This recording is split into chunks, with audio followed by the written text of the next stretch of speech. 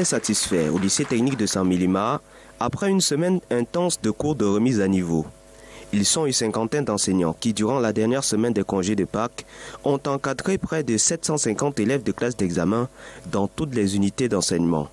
Les bénéficiaires en sortent mieux préparés pour affronter les examens de fin d'année. Avec ces enseignements, il y a des choses que les professeurs n'ont pas pu bien préciser en salle de classe, mais ces cours de remise à niveau nous ont fait voir les cours d'une autre façon. Cette initiative vient pour nous comme une aubaine parce que ça nous permet de rehausser notre niveau scolaire et d'attaquer la période des examens avec la plus grande sérénité. Ces cours de remise à niveau ont été organisés par une élite de la localité dans le but de réduire les effets néfastes de l'opération Craie morte sur les résultats scolaires. Nous avons profité d'un aîné qui nous a soutenus. Pourquoi pas nous qui sommes devenus des aînés aujourd'hui, nous ne pouvons pas tendre la main à nos cadets pour qu'ils puissent également réussir en préparant leurs examens. Je crois que les enseignants qui ont été mobilisés, qui ont accepté de nous accompagner, ont apporté le maximum pour que les élèves soient prêts à affronter les examens de fin d'année. Les résultats aux différents examens officiels dans quelques mois diront si les objectifs de ces cours de soutien ont été atteints.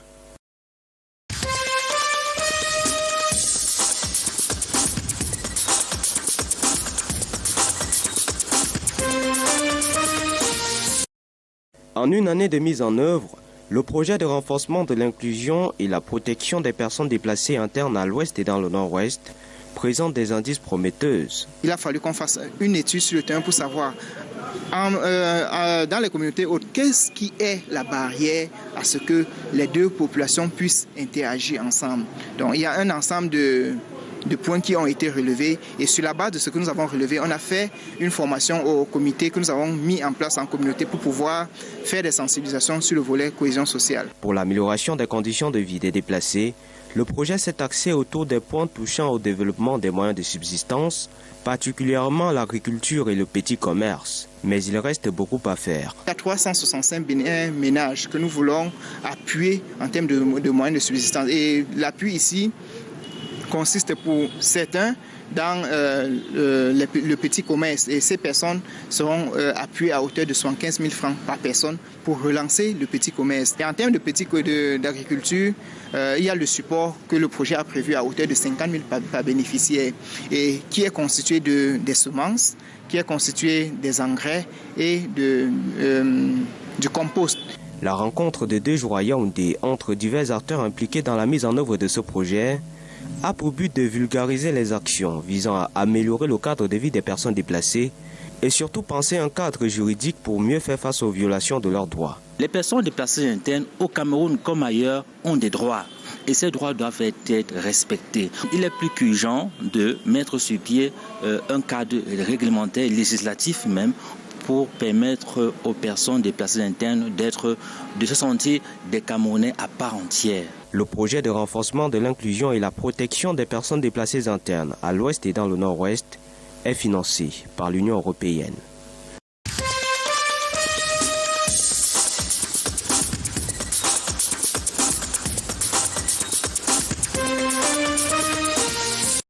Rentrée des classes, prenez vos cahiers et marquez OTS. Le mouvement de grève des enseignants est relancé. Craie rangée dans le sac, papier en main, ici au lycée bilingue de Marois ce matin. Pas de cours, mais un nouveau chapitre de revendication. Les parents sont dans leur droit de suivre leurs enfants à l'école, de les amener à l'école. Mais dans le circuit, n'est-ce pas, de l'éducation, il n'y a pas que les parents. Il y a l'État qui doit également jouer son rôle. Et les enseignants, lorsqu'ils sont satisfaits, lorsqu'ils trouvent que le contrat qui les lie à l'État et aux activités d'enseignement sont respectés, ils n'ont plus le choix de rester ou d'abandonner les élèves. Je dis, si l'État fait sortir un communiqué aujourd'hui, les enseignants vont rentrer fièrement dans les salles de classe et ils vont même faire des rattrapages, des heures, n'est-ce pas, perdues, même si c'est à 25 heures. Les enseignants sont prêts à enseigner. C'est le même son de cloche au lycée classique. Les élèves sont contraints de rentrer à la maison. Ici, les enseignants appellent au soutien de tous. Même les parents, je les interpelle à rallier, n'est-ce pas, la cause, n'est-ce pas, des enseignants. Tant que l'enseignant n'est pas satisfait, alors l'enseignant ne fera rien. Après un deuxième trimestre complexe, le troisième trimestre, à l'aube des examens, qui ne tient que sur un mois et quelques, commence d'une façon rude.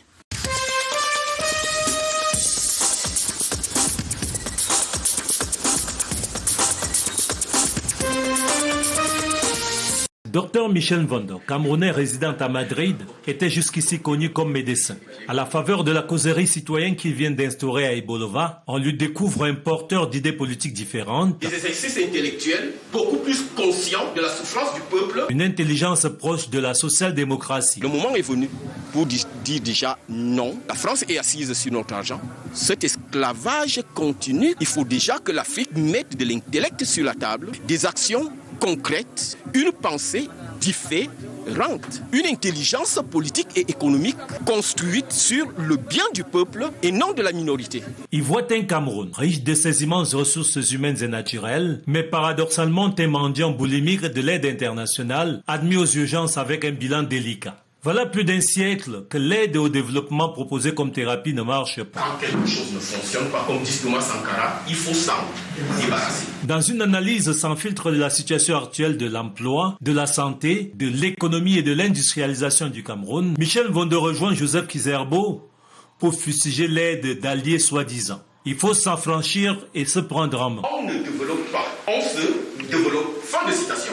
Des problématiques liées à des manquements de principes de bonne gouvernance et de transparence dans la conduite des affaires publiques, le médecin propose une sorte de chimiothérapie froide. Seulement, le Camerounais est-il capable de prendre des décisions difficiles?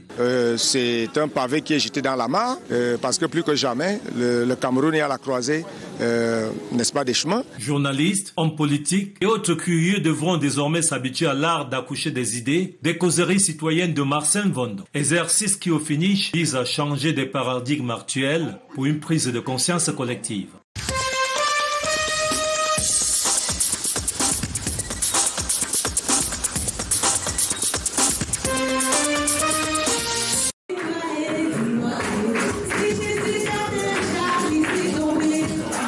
Les fidèles de l'église évangélique du Cameroun prennent part au culte spécial à la paroisse de Bashingou. Ce dimanche, la messe est dirigée par le porte-parole de la région synodale du Ndé et du Bamien-Noubou. À travers le chapitre 20, versets 19 à 30, dans le livre de Jean sur le thème d'hôte à la foi, le berger de la chapelle de Bashingou encourage les chrétiens à croire à la résurrection. Le prédicateur du jour, ayant respecté ce calendrier, a tout simplement exhorté les fidèles de Jésus-Christ à ne pas toujours verser dans le doute. Mais alors, s'ils veulent verser dans le doute, que ce soit un doute positif, un doute constructif. C'est pas mauvais d'être douteux. Il faut être parfois douteux parce qu'on veut avoir la bonne information. Si Thomas dans la Bible a douté du Christ, ce n'est pas mauvais en soi. Il voulait se convaincre de l'effectivité de la résurrection du Christ. Au cours de ce culte, une prière est faite en faveur des élèves et enseignants qui reprennent les cours ce 25 avril. Nous avons le droit de donner, assurer une postérité pour nos enfants qui nous suivent après. Donc l'école est une bonne chose. Mais vous savez, on ne peut pas résoudre une crise en un jour. Il faudrait que les uns et les autres soient patients, mais sachant parfois que l'obscurité d'aujourd'hui peut plutôt donner lieu à la clarté de demain. Et nous souhaitons que demain soit clair. Durant cette rencontre, plusieurs membres sont présentés comme conseillers de la dite paroisse. Nous remercions vraiment l'Église d'avoir pensé à nous. Nous rendons grâce à Dieu. Nous lui demandons de lui donner la force de pouvoir être à la hauteur de la mission qu'il nous confie. Il faut rappeler que ce culte spécial intervient le premier dimanche après la Pâque.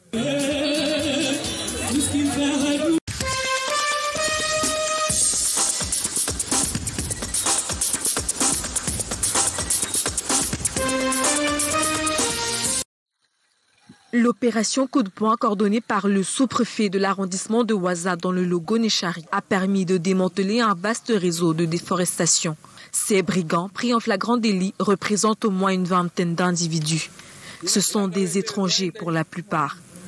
Ils ont élu domicile dans le canton de Gamé afin de mieux commanditer leur forfait. Face à ce désastre écologique, le sous-préfet de Ouaza opte pour multiplier des patrouilles dans le cadre de la lutte contre la destruction de la faune et de la flore dans la région de l'extrême nord.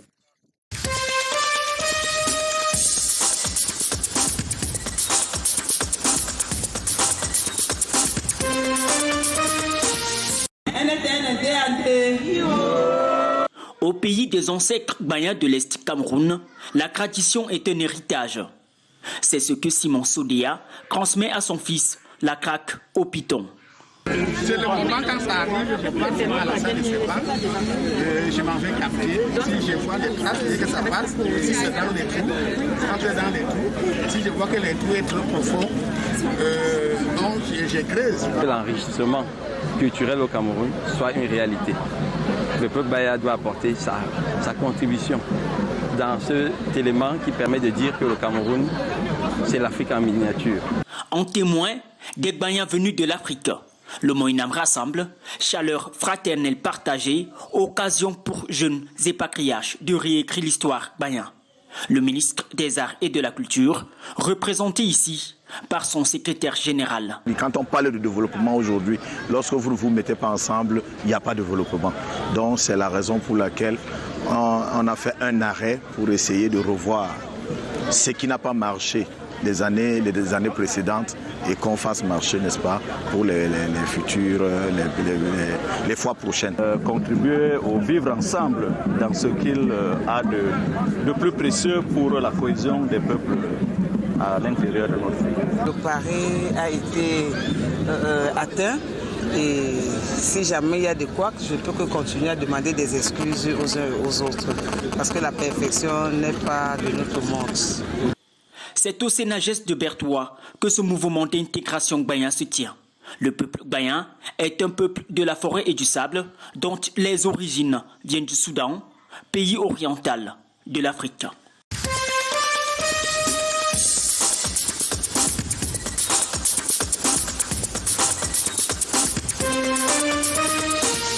Des jeunes élèves à la rencontre d'éditeurs, libraires, bibliothécaires et écrivains.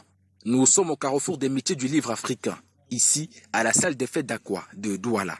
Ça permet de reconnecter le jeune africain à ce qui est l'univers de la littérature en Afrique et de la littérature produite par les Africains. En tant qu'auteur, je ne pouvais qu'apprécier, puisque depuis 3 ans que j'ai sorti le livre, je n'ai pas encore vu une fois le livre au Cameroun. Pour moi, je ne peux que courir pour voir à quoi ça donnait. Une rencontre entre professionnels des métiers du livre, élèves et passionnés de lecture venus des villes Douala et Limbé. Satisfaction parce que si on n'était pas venu, on aurait raté quelque chose de génial. On a beaucoup appris, on a appris la place du livre en société, on a appris que le livre n'est pas seulement l'assemblage de papier. Nous-mêmes, en tant qu'encadreurs, nous avons appris, autant pour les élèves. Et nous souhaitons que de telles initiatives soient prorogées. Parler de la littérature africaine avec les plus jeunes, découvrir les différents métiers du livre et susciter des vocations, tels sont les objectifs visés par cette première édition. De parler du rôle du livre en entreprise, mais bien que beaucoup d'entre eux n'aient pas encore d'entreprise en ce moment, ce sont de futurs chefs d'entreprise, ce sont de futurs employés d'entreprise et il faut qu'ils puissent savoir comment tirer profit du livre dès maintenant en tant qu'employeur ou employé. J'ai vraiment aimé d'abord la prestation de ceux qui nous ont entretenus concernant la littérature et la place du livre, en l'occurrence dans les entreprises. Et j'espère vraiment qu'il y aura beaucoup d'autres éditions de ce carrefour des métiers parce que c'était une expérience exceptionnelle. Je ne m'y attendais pas particulièrement, mais c'était vraiment très beau. Et nous avons eu la participation de 2 établissements, le collège La Sonara de Limbé et le lycée Mongo Joseph de Douala. C'était une grande première. On a vu l'implication des jeunes élèves à pouvoir aimer la littérature et à pouvoir promouvoir cette littérature. Le carrefour des métiers du livre africain est une initiative de l'association La Lecture Je Contribue en partenariat avec l'Institut français de Douala et Canal 2 International.